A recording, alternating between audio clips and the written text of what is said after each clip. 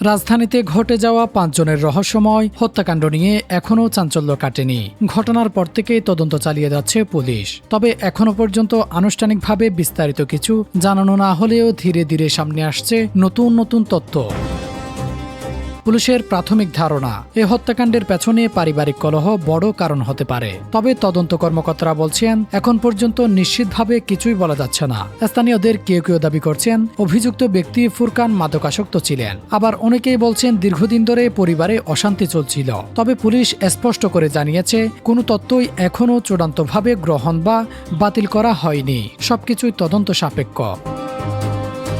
ঘটনাস্থল থেকে কিছু মদের বোতল এবং গ্লাস ও ছোটখাটো আয়োজনের আলামত পেয়েছে পুলিশ। ধারণা করা হচ্ছে, মধ্যরাত থেকে ভোরের মধ্যে কোনো একসময় এই মর্মান্তিক হত্যাকাণ্ড ঘটে। সবচেয়ে গুরুত্বপূর্ণ বিষয় হলো, এখন পর্যন্ত পুলিশের প্রধান সন্দেহভাজন ফুরকান, যিনি ওই বাড়িতে থাকতেন এবং গাড়ি চালাতেন, পুলিশ জানিয়েছে ঘটনার পর থেকেই তিনি নিখোঁজ। তার মোবাইল ফোন বন্ধ পাওয়া যাচ্ছে। ফোনের লোকেশন ট্র্যাক করে দেশের বিভিন্ন জায়গায় অভিযান চালানো হচ্ছে।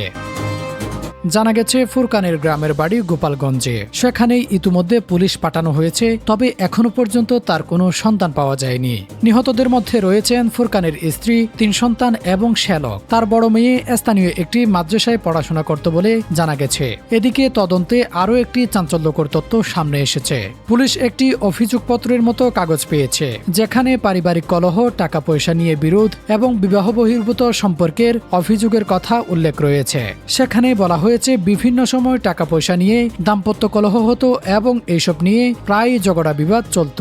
স্থানীয় প্রতিবেশীরাও দাবি করছেন, পরিবারটিতে দীর্ঘদিন ধরেই অশান্তি ছিল। তবে তদন্তকারীরা বলছেন, এ মুহূর্তে এগুলো শুধুই অভিযোগ বা দাবি। মূল অভিযুক্তকে আটক করে জিজ্ঞাসাবাদ না করা পর্যন্ত নিশ্চিতভাবে কোনো কিছু বলা সম্ভব নয়। পুলিশের ভাষ্য অনুযায়ী আপাতত তারা মনে করছেন, হত্যাকারী একজনই, আর সেই ব্যক্তি হতে পারেন গৃহকর্তা ফুরকান। তবে তদন্ত শেষ না হওয়া পর্যন্ত সবকিছুই এখনও রহস্যের মধ্যেই রয়ে গেছে। Desk report, ট্রো news.